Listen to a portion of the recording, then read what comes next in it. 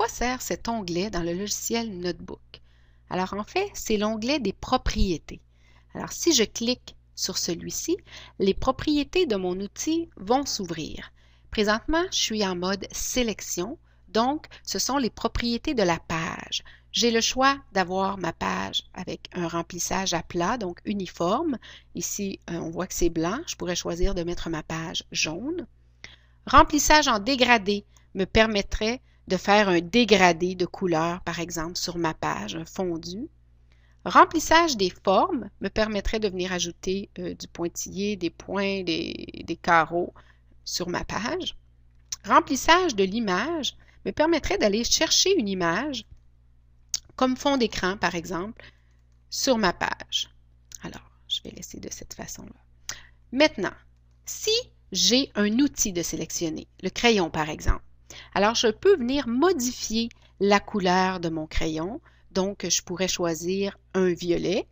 Je peux même choisir l'épaisseur de mon trait, le style de ligne, donc pointillé ou non, par quoi ma ligne va commencer, une flèche, un point, par quoi ma ligne va se terminer. Dès que je vais écrire, ça fonctionne.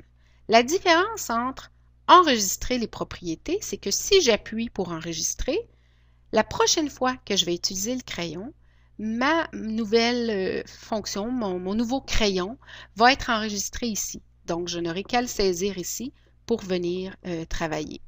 Donc, si c'est une couleur que j'utilise souvent, par exemple, dans mon code de correction, bien, je peux l'enregistrer. Donc, je vais y avoir accès ici, en notant que ce que j'ajoute sur mon poste ne s'efface pas au redémarrage de celui-ci, comme le font certains antivirus. Alors, à vous de vérifier avant de personnaliser ici vos outils. Je peux aussi choisir de personnaliser des formes. Donc, par exemple, si je prends mon cœur, au départ, ici, il est rouge. Si je veux modifier celui-ci, je vais venir le sélectionner. Je vais aller dans les propriétés de celui-ci et je vais aller changer les propriétés de celui-ci. Voilà comment faire. Je pourrais aussi choisir une forme qui est vide, venir la dessiner et je pourrais, à l'aide ici de ma chaudière de remplissage, venir choisir la couleur avec laquelle je veux remplir ma forme, puis venir déverser dans ma forme cette couleur.